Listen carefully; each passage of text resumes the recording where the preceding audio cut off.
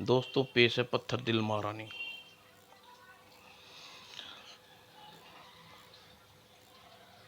शुरू करते हैं दोस्तों। कौशाली के राज दरबार में खड़ा दूत कौशाम्बली के राजा समर्थन सेन से कह रहा था, महाराज, मैं कंचन के राजा कंचन देव का दूत। हमारे महाराज चाहते हैं कि उनकी पुत्री राजकुमारी मंदालवती का विवाह का संबंध आपके राजवंश में तय हो। हमें यह संबंध स्वीकार है दूत। अपने महाराज से कहना कि हम आने वाली पूर्णमासी को बारात लेकर कंचनपुर पहुंच जाएंगे। लेकिन आप राज महाराज आपके साथ नहीं, अपितु आपके पुत्र विराट सेन के साथ अपनी पुत्री का संबंध तय करना चाहते हैं। दूत का कथन सुनकर राजा समर्थन सेन मुस्कुराए। दूत, मैं इस बात का जानता हूँ, एक अंधे व्यक्ति के लिए तुम्हारा राजा नारियल लेकर कभी या नहीं आएगा। काश ऐसा होता, पर कोई बात नहीं। अपने लिए नहीं न सही, हम अपने पुत्र युवराज विराट के लिए ही राजकुमारी मदालसा का संबंध स्वीकार करते हैं। महाराज, मुझे आपसे ऐसे ही उत्तर की आशा थी। राजा समर्थन सेन ने यह संबंध स्वीकार कर लिया, पर युवराज सोच रहा था, जिस संबंध को पिताजी महाराज अपने लिए समझ बैठे थे, वह संबंध तो अब मेरे लिए समर्थ लाजवर्ष है। यह सोचते हुए उसने समर्थ सेन को, क्षमा करें पिताजी महाराज, मैं आपके यह संबंध स्वीकार है। यह यह संबंध अस्वीकार है। यह कहकर क्या कह रहे हैं युवराज? मैं ठीक कह रहा हूँ पिताजी महाराज, हंसी में ही सही, पर आप अभी कुछ देर पहले दूत के समक्ष कहा था, काश ऐसा होता कि मदालसा का विवाह का प्रस्ताव आपके लिए दूत लाता। क्षमा करें पिताजी महाराज, क्षण भर के लिए ही सही आपने अपने मन में राजकुमारी मदालसा का अनुराग उत्पन्न हुआ, इसलिए अब राजकुमारी मदालसा के साथ पत्नी नहीं, केवल माता का ही रिश्ता बना सकता हूँ। युवराज, जानते हो बड़े दरबार में तुम क्या कह रहे हो? हमने वह सब कुछ दूत से मजाक कर रहा था पिताजी महाराज। किसी भी इस प्रति ऐसा मजाक किसी भी क्षत्रिय को शोभा नहीं देता। युवराज, खामोश रहो, कान खोलकर सुन लो। हमें तुम्हारा संबंध महारानी मदालसा के साथ तय कर दिया है। नहीं पिताजी महाराज, नहीं, यह संबंध स्वीकार नहीं है। ओह, जो जो पुत्र सदा मेरी आज्ञाकारी रहा है, वह आज मेरी आज्ञा का उल्लंघन कर रहा है।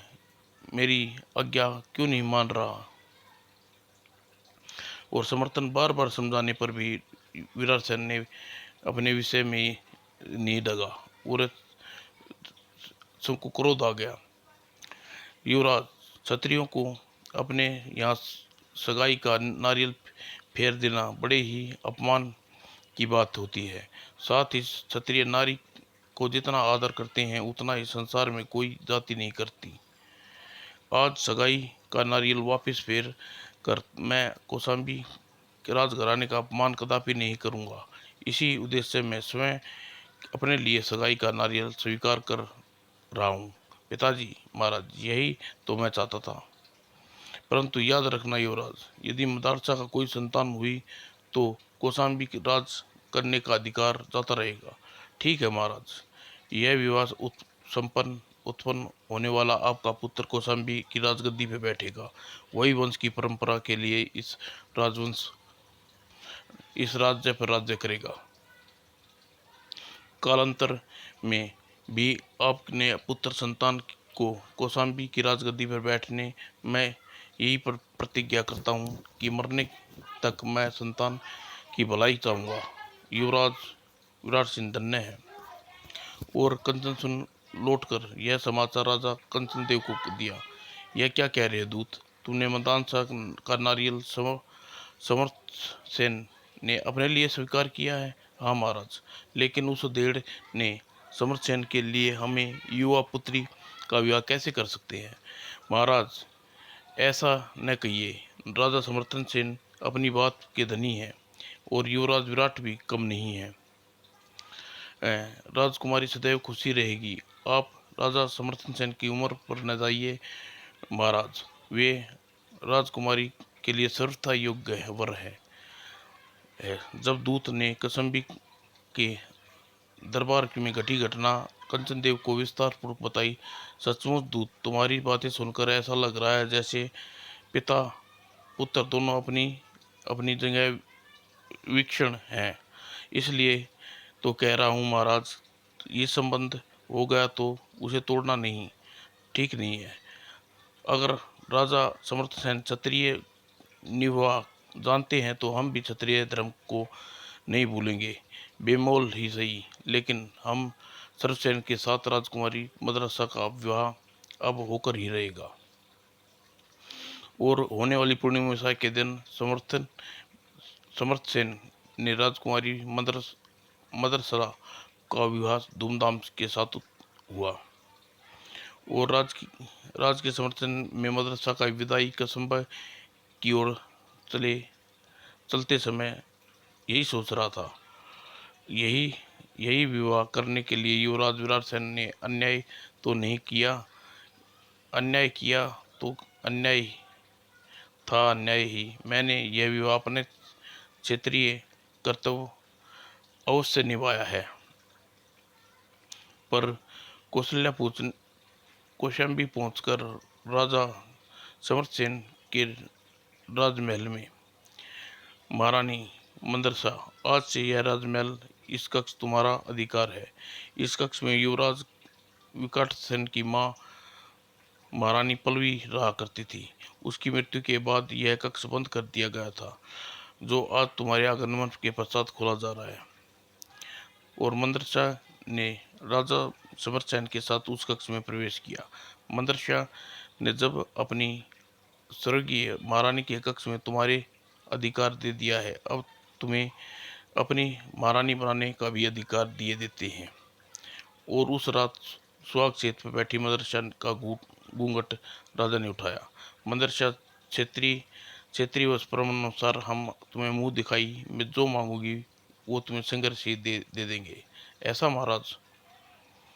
हाँ राजकुमारी, मांगो मुंह दिखाई में तुम्हें क्या चाहिए।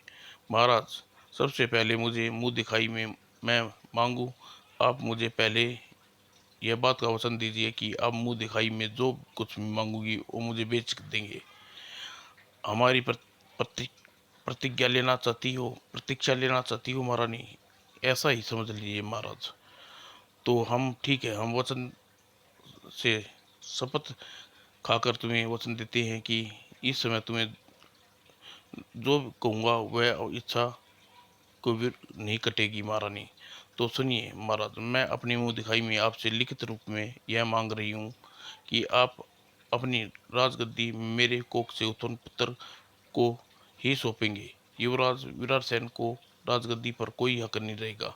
मदरसा की यह बात घोषणा तो हम पहले ही दरबार में कर चुके हैं। फिर इसी बात को लिखित रूप में लिखकर देने से क्या फायदा? महाराज, आप तो मेरी अधूरी बात ही सुन कर इतने अधीर हो उठे। मेरी पूरी बात सुनिए। युवराज विकटसेन अब इस महल में नहीं रहेगा और आज और इसी वक्त महल को त्याग कर वह जाना होगा और कहीं और, लेकिन कहाँ जाएगा वह? यह आपके सोचने की बात है महाराज। इतने बड़े राज्य में उसका कोई महल होंगे। महलों के किसी एक महल में युवराज को भेज दीजिए। और मदरसा की बात सुनकर सर्वसेन मस्तक पर चिंता की लकीर खिंच गई। यह देख महाराज, आपको यह अवश्य देख महाराज, आपकी यह अवस्था देखकर यह समझूं कि आप मेरी इच्छा से मुंह दिखाई नहीं दे रही। यह सुनकर सर्वसेन बड़बड़ा उठा, नहीं महारानी, नहीं, ऐसा कैसे हो सकता है? हम तुम्हें इच्छित मुंह दिखाई देने को अभी वचन दिया है। तो फिर उठिए कलम और लिखकर राजकीय फरमान महाराज। और सुरसेन ने बेमन से ही कलम उठाकर वह लिखने बैठ गया। और यह लो महारानी। मंदरसा ने पढ़ा, मैं कौसंबे का राजा सुरसेन घोषणा करता हूँ, मेरे बाद कौसंबे की राजगद्दी का हकदार मेरा युवराज विराट सेन नहीं, युवती जन्म देने वाला पुत्र होगा, राजा कौसंबे नरेश। और यह मंदरसा ने होठों पर मुस्कान दौड़ गई। महाराज महाराज लगे हाथों अब यह विराट सेन को महल को छोड़कर दूसरे महल में चले जाने का भी कह आऊं। तुम उससे यह बात कहने इसी समय उसके पास जाओगी महारानी? क्यों नहीं महाराज, नेक काम में देर किस बात की करनी चाहिए। मैं स्वयं अपने हाथों पूरा करना चाहती हूँ। मदरसा, हम वचनों से बंधे हैं, इसलिए तुम्हें मना नहीं कर सकते। और मदरसा सुहाग सेज पर उतरकर कक्ष से बाहर चली गई। ए भगवान, विवाह में हमने किसी की बर्बादी तो नहीं बुला ली। और युवराज विराट सेन के कक्ष की ओर चल दी। अरे यह महारानी इस समय कहाँ जा रही है? अरे यह तो सुहाग सेज पर महाराज के पास होना चाहिए था। और वह विराट सेन के कक्ष में पहुंची। अरे रानी माँ, आप इस समय तो तुम हो जिसने मुझे विवाह करने से इनकार कर दिया। रानी माँ, आप मेरी माँ हैं और एक माँ अपने बेटे से ऐसे प्रश्न नहीं पूछने चाहिए। ऐसा है तो माँ का अधिकार प्राय लेते हुए मैं तुम्हें अधिकार देती हूँ कि इसी समय महल छोड़कर राज्य के दूसरे महल में चले जाओ। और आज के बाद इस महल में या दरबार में कभी प्रवेश करने जब तुम्हारे पास आवश्यक सूचना बचे। ठीक है रानी माँ, ऐसा ही होगा। और विराट सेन उसी समय रथ में बैठकर महल छोड़ दिया और अपने कक्ष में आकर मदरसा सोच में, मुझे विवाह करने के इनकार करने वाला विराट सेन इतना कठोर आज्ञा लेकर मेरे कलेजे को ठंडक मिली है। और शयन कक्ष में पहुंचकर, महाराज, मुझे मेरी मुंह दिखाई मिल गई है। रानी माँ ने आवेश में आदेश मानना मेरा परम कर्तव्य था। मेरी समझ में अभी तक यानी बात नहीं आई, उन्होंने ऐसा आदेश आखिर क्यों दिया। और अगले दिन प्रातः होते ही राजा समर्थन में एक विश्वसनीय गुप्तचर को बुलाया। कुंदन, युवराज महल छोड़कर चले गए हैं। वे राज्य में बने हमारे महलों में से किस महल में होंगे, तुम पता लगा कर आओ और हमें इस समय कौन से महल में है। जो आज्ञा महाराज। और गुप्तचर कुंदन उसी समय युवराज विराट सेन की खोज में निकल पड़ा। इस महल में तो युवराज नहीं है। और फिर कौशाम्बी के कई महल देखने पर विराट सेन किसी महल में नहीं मिला। अब इस महल में बसंत महल में देखने बाकी बचा है। चलूं वहाँ भी बसंत युवराज को खोज करूं। वह बसंत महल में पहुंचा। ओह, मेरी खोज पूरी हुई, युवराज इसी महल में है। और वह उसी महाराज के पास पहुंचा। महाराज, राजकुमार इस वक्त बसंत महल में है। और इस समय रथ में बैठकर राजा सुरपति बसंत महल में चला गया। प्रणाम पिताजी महाराज। युवराज, हमें क्षमा कर दीजिए, तुम्हारे अपराधी हैं। यह आप क्या कह रहे हैं पिताजी महाराज? हाँ पुत्र, क्षेत्रीय वंश की आन की दुआई देकर हमने अपना दूसरा विवाह तो रचा लिया, परंतु इस प्रकार महल छोड़कर तुम्हें यहाँ आना पड़ा। आपके विवाह से मेरे महल छोड़ने का क्या संबंध है पिताजी महाराज? संबंध है बेटा, तुम्हारी नई माँ ने ऐसा चाहती है। और समर्थन सेन ने विस्तार पूर्वक विराट को सारी बात बताई। बेटा, तुम राजमहल में छोड़ आए हो, हम तुम्हें से केवल एक ही विनती है। वह क्या पिताजी महाराज? बेटा, अपनी इस उपेक्षा से घबरा कर तुम कभी कौशाम्बी छोड़कर कहीं दूर नहीं चले जाओगे। ठीक है पिताजी महाराज, मैं आपको यह बात हमेशा याद रखूंगा। और राजमहल में लौटकर इस महल में सुख सुविधा के सारे इंतजाम तुम्हें लिए भिजवा देता हूँ। और समरसेन के आदेश पर अनेक दासियां विराटसन के हेतु बसंत महल में पहुंच गई। और इस प्रकार बीतते लगे दिन बीतने लगे और महारानी मद्रास सारे जीवन में बिताने लगी। और इस तरह फूल से भी ज़्यादा खूबसूरत महारानी मदासला। और आह, क्या हुआ महारानी? ओह, मूर्छित होकर सैया पर गिर पड़ी। ओह, महारानी मूर्छित हो गई है, मुझे कुछ राजवैद्य को बुलाओ। और राजवैद्य आकर मूर्छित महारानी की नाड़ी देखी। तत्पश्चात, महाराज घबराने की बात नहीं है, महारानी तो मूर्छित होने की एक शुभ सूचना छिपी है। शुभ सूचना? नहीं राजवैद्य जी, तो सुनिए महाराज, महारानी माँ बनने वाली है और यह मूर्छा उसी सूचना का संकेत है। ओह महाराज, आप चिंतित न हो, कुछ देर बाद महारानी स्वयं होश में आ जाएंगी। ओह, कुछ ही देर बाद महारानी होश में आ गई। महारानी, कुछ सुना तुमने? तुम माँ बनने वाली हो। सुनकर महारानी शर्म से अपना आंचल मुंह छिपा लिया। महारानी, आप शम शम माने शर्माने की नहीं, अपनी खुशी का अवसर है। और पूरा होने पर मंदरसा ने जुड़वे शैतान को जन्म दिया। जुड़वा शैतान एक पुत्र और एक ही स्त्री के रूप में था। लगता है महारानी भगवान ने इन दोनों को कुछ जरूरत से अधिक कृपालु है, तभी तो एक स्थान पर हमें एक के साथ दो रत्न दिए हैं। ऐसा ही लगता है महाराज। और महारानी ने बसंत महल में जाकर यह खुशी की सूचना विराटसेन को सुनाऊं। वह अपने छोटे भाइयों को जन्म पर सूचना पाकर खुशी से पागल हो उठेगा। नहीं महारानी, आप विराटसेन को सूचना नहीं देने जाएंगी। क्यों नहीं? क्यों महारानी?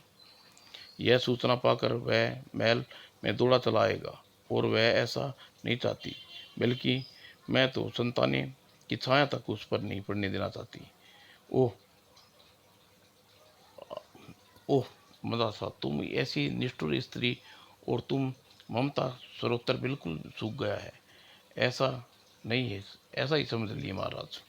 ठीक है, खुशी के इस अवसर पर तुम दुखी नहीं पहुंचाना चाहता। खुशी के अवसर पर मैं दुख नहीं पहुंचाना चाहता, इसलिए तुम्हारी इच्छा अनुसार बसंत महल नहीं जाऊंगा। और मुझे खुशी है महाराज, आपने मेरी बात मान ली। और उधर बसंत महल में युवराज बधाई हो, रानी को एक पुत्र के स्थान पर दो पुत्रों एक पुत्र और एक पुत्री ने जन्म दिया है। क्या तुम सच कह रही हो दासी? महाराज, पूरे राज्य में इस अवसर पर खुशियां मनाई जा रही हैं। और सूचना पाकर विराट सोच में पड़ गया। क्या यह सूचना क्यों नहीं भिजवाई? और कोई बात नहीं, लगता है कामकाज में उलझ कर पिताजी महाराज मुझ तक यह सूचना भिजवाना भूल गए, और मैं स्वयं महाराज को जाकर नन्हे मुन्ने भाई बहनों की बधाई से मिलाना चाहिए। और यह सोचकर रथ में सवार होकर महाराज राजमहल की ओर चल दिया। और राजमहल में पहुंचते ही उसका सामना राजा अर्थसेन से हो गया। विराट, तुम यहाँ? हाँ पिताजी महाराज, मैं अपने भाई बहनों को देखने आया हूँ। ओह पिताजी महाराज, मैं उनसे मिल तो सकता हूँ ना? नहीं। क्यों नहीं? किंतु क्यों नहीं बेटे, तुम यहाँ आ ही गए तो जाओ रानी माँ के पास, उनसे मिलाओ। जी पिताजी महाराज। और इंद्रसेन आज्ञा लेकर विराटसेन मंत्रशाह के कक्ष में चल पड़ा। और भगवान की खैर करे कक्ष में जा रहा है, और मंत्रशाह कक्ष में उसे गिरवना करेगी, वह कक्ष में पहुंचकर अशुभ न इस इतनी सी विनती है। और विराट ने मंत्रशाह के कक्ष में पहुंचा। तुम इस समय यहाँ कैसे आए? तुम्हें इस महल से दूर रहने का आदेश दिया था विराटसेन। रानी माँ, मुझे क्षमा कर दीजिए, मैं अपने भाई बहनों को जन्म का समाचार सुनकर स्वयं को रोक नहीं पाया, और यह जानते हुए कि मैं गलती कर रहा हूँ यहाँ चला आया। यहाँ आकर तुमने बहुत बड़ा अपराध किया है, तुम्हें अपराध की सज़ा मिलनी चाहिए। मैं सब मैं माफ़ी चाहता हूँ रानी माँ, बस मुझे एक नज़र अपने भाई बहनों को देखने दीजिए, ठीक है। और विराट ने आगे बढ़कर नवजात भाई बहनों को निहारा। आह, कैसे चंदा और सूरज की जोड़ी है, मेरी उम्र भी इनको लग जाए। और तत्पश्चात रानी माँ मैं अपने अपराध बोध की सजा भुगतने के लिए तैयार हूँ। तो सुनो विराट सेन, तुम इसी क्षण राज्य को त्याग कर इस राज्य से कहीं दूर चल जाना होगा, और कभी भी इस राज्य में लौट कर नहीं आना है। ठीक है रानी माँ, ऐसा ही होगा। और मदरसा ने यह आश्वासन देकर वह कक्ष से बाहर निकला।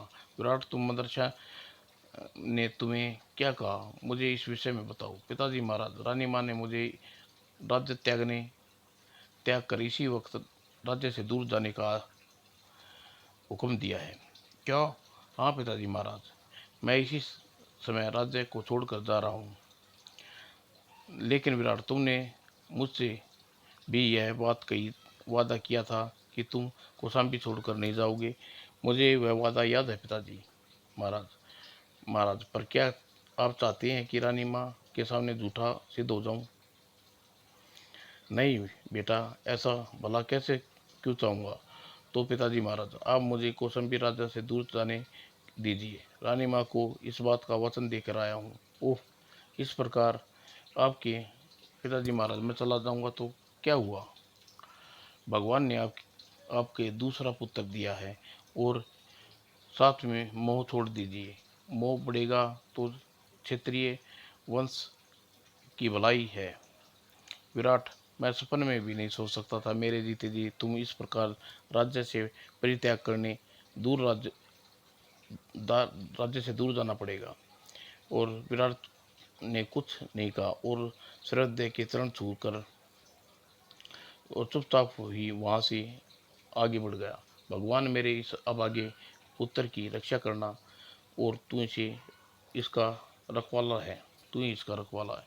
और वह निकल कर नगर से बाहर की ओर चल पड़ा, और सीधे इन एक राज्य से दूसरे राज्य में पहुंच गया। एक नदी के किनारे चलता हुआ वह अत्यंत कई दिनों चलता रहा, और लगातार ही किसी ऋषि के आश्रम में मुझे आश्रम में चलकर कुछ देर विश्राम करना चाहिए। और आश्रम में पूछा तो प्यासा के मारे उसका गला सूख गया था। ऋषिवर, मैं प्यासा हूँ, थोड़ा पानी मिलेगा? क्यों नहीं बेटा। और ऋषिवर ने एक पात्र में उसे पानी पिला दिया, और पानी पीते ही ओह तड़ाक, ओह, विराट को क्या जवाब दूंगा, मूर्छित हो गया। विराट क्या जवाब देता, वह तो मूर्छित हो गया था। और कुछ देर बाद जब होश आया, बेटे, ऐसा लगता है जैसे तुम खाली पेट पानी पी लिया था। हाँ ऋषिवर, मैंने कई दिनों से कुछ नहीं खाया पिया है। ऐसा क्यों किया बेटे, जान सकता हूँ? ऋषिवर, मैं एक बदनसीब इंसान हूँ। विराट सेन ने विस्तार पूर्वक ऋषि को अपने बारे में बता दिया। ऋषिवर ने, यह है मेरी राम कहानी। विराट बेटे, विराट किस्मत से सचमुच तुम ही विराट किस्मत ने तुम्हें सचमुच ही हमारे साथ छल किया है। पर तुम घबराओ मत, मेरा नाम परम पारासर है, और इस आश्रम में बिल्कुल अकेला रहता हूँ।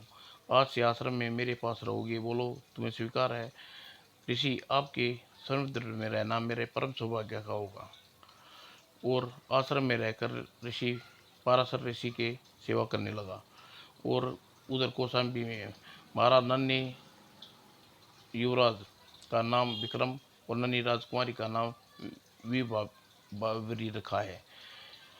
ठीक है राज पंडित जी, हम दोनों संतानों को यह नाम रखेंगे। और राजा ने विक्रम और राजकुमारी का नाम विभावरी राजकीय परंपरा अनुसार लालन पालन होने लगा। और समय के साथ चक्र घूमता रहा। 20 वर्ष कब बीत गए कुछ पता न चला। और इस अवधि में युवराज विक्रम युवा हो गई तथा स्वभाव में विलासीन पर्वती का था और हर बुराई उसके अंदर प्रवेश कर चुकी थी। और राजकुमारी भी ऐसी युवा हो गई और स्वभाव में बहुत शालीन थी।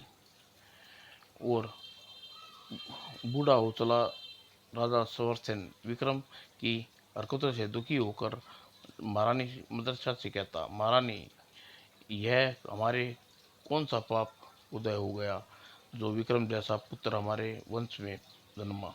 महाराज स्वयं विक्रम को समझा समझा कर हार गई हूँ पर वह मानता ही नहीं। और उधर शेरा ऋषि के आश्रम में विराट प्रौढ़ अवस्था में प्राप्त कर चुका था। और एक रात जब युवराज मदिरापान कर रहा था, युवराज आपने मुझे वचन दिया था कि कौशाम्बी का राजा बनने पर आप मुझे महारानी बनाएंगे। हाँ हाँ, मैंने अपना वचन याद है सोमप्रभा, मैं तुम्हें अपनी महारानी बनाऊंगा। लेकिन कब महाराज, गद्दी से हटने न तुम राजा बनोगे और न ही राज नहीं बनोगे तो महारानी कैसे बनेंगे। ऐसा न कहो सोमप्रभा, समय की प्रतिज्ञा करो और समय आने पर तुम्हें मन की मुराद अवश्य पूरी होगी। आज आज की प्रतीक्षा कर आज समय की प्रतीक्षा करने की आज तक युवराज, समय आएगा और जब मैं बूढ़ी हो जाऊंगी। समय की प्रतीक्षा करने के सिवा और कोई चारा नहीं है हमारे पास सोमप्रभा। और एक उपाय है युवराज, यदि उपाय अमल करो तो कल ही तुम कौशाम्बी का राजा बन सकते हो। ऐसा है, जरा मुझे भी तो वह बताओ सोमप्रभा। आज की रात महाराज आपकी राह से हटा दूंगी युवराज। राह से हटा दोगी, क्या मतलब तुम्हारा। युवराज, आज रात मैं चुपके से महाराज का दूध में विष मिला दूंगी और पीकर सोते हुए स्वर्ग सुधार जाएंगे और किसी को कानो कान खबर या पता नहीं चलेगा।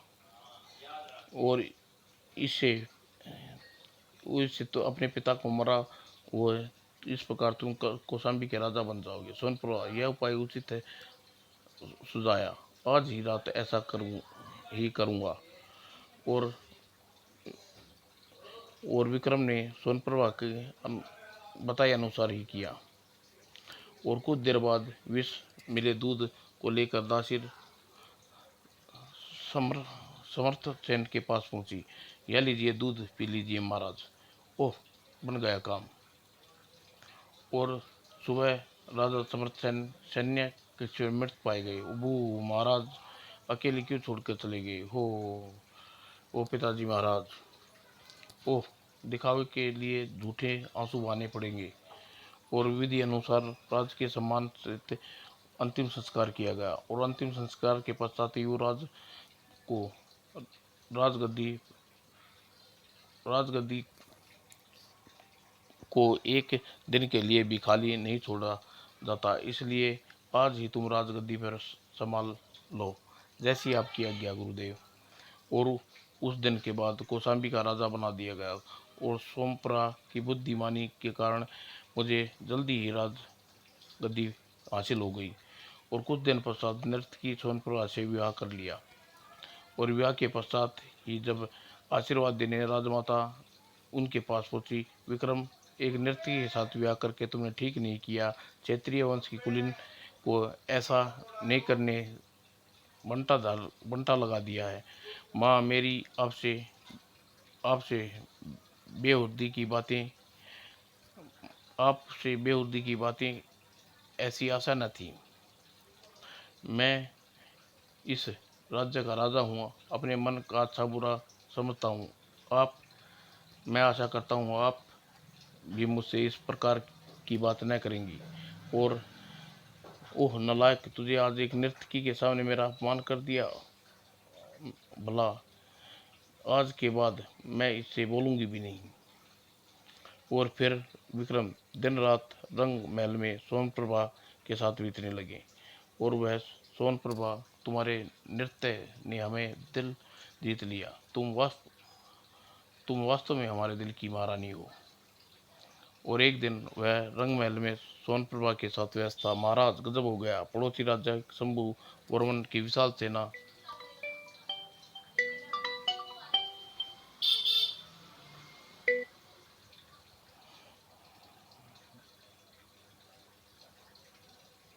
महाराज, आपने आदेश के बिना सेनापति बुलाया, ऐसा कैसे कर सकते हैं? ओह, तुम यहाँ से जाते हो या नहीं? हमारे बेकार में हमारे रंग में भंग कर रहे हो। वहाँ से प्रताड़ित होकर गुप्तचर राजमाता मदासा के पास जा पहुंचा और सारी बात बताई। ओह काश आज हमारा विराट सेन यहाँ होता, तो उस विकट से परिस्थिति में हमसे जरूर उबरता। विराट सेन, माँ, विराट सेन कौन है? बेटी, वह तुम्हारा सौतेला भाई, बड़ा भाई है। मेरा बड़ा भाई? लेकिन उन्हें आज तक देखा तो नहीं। वह वह उसे देखती भी कैसे बेटी? तुम्हारे पैदा होते ही वह देश से निकाल दो दिया गया था। उधर आश्रम में ध्यान में लीन परामर्श उन्हें आंखें खोली और सभी बैठे विराट से कहा, विराट सेन, कौशाम्बी में इन दिनों संकटों के बादल छाए हुए हैं। कौशाम्बी राज्य पर राजा शंभु वर्मन ने कौशाम्बी पर आक्रमण करने के लिए कूच कर दिया है। ऋषि और पिताजी महाराज कौशाम्बी को इस संकट से उबार लेंगे। और अब और और अब मेरा छोटा भाई भी युवा हो गया होगा। पिताजी महाराज के साथ वह देख लेगा। विराट सेन, मैंने आज तक तुम्हें अंधकार में रखा। तुम्हारे राज्य के बारे में सब कुछ जानता था, पर तुम्हें दिल में दुख न हो इसलिए जानबूझकर तुम्हें कुछ नहीं बताया। सुनो, तुम्हारे पिता को विष देकर तुम्हारे छोटे भाई विक्रम कौशाम्बी का राजा बन गया और उसे अब परले दर्जे का विरासत और नकारा है। ओह, वह पिताजी महाराज का सर्वनाश हो गया है। हाँ, विराट कौशाम्बी कौशाम्बी और समय तुम्हारी जरूरत है। जाओ, वहां जाकर शत्रु सेना से युद्ध करके कौशाम्बी की रक्षा करो। जैसी आज्ञा गुरु ऋषिवर। और विराट सेन उसी समय कौशाम्बी की ओर चल पड़ा और राजमाता के सामने जा पहुंचा। कौन हो तुम? रानी माँ, मुझे नहीं पहचाना? मैं तुम्हारा बड़ा पुत्र विराट हूँ। विराट? हाँ माँ, रक्षा क्षमा करना, मैंने अपना वचन तोड़कर कौशाम्बी में आ गया। विराट, तुम इस समय तुम्हारी ही आवश्यकता थी। अवश्य अच्छा हुआ तुम आ गए। और इतना कहकर विराट ने शंभु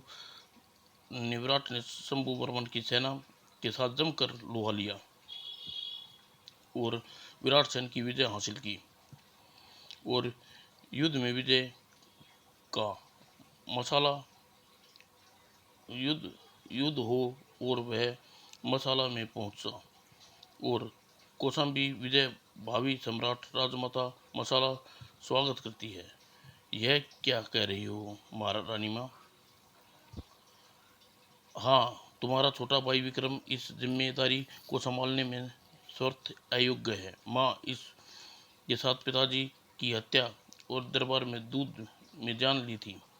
ऐसा कृत्य किया था कुकरम ने। और क्रोध में मसाला उसी समय रंग महल में पहुंची।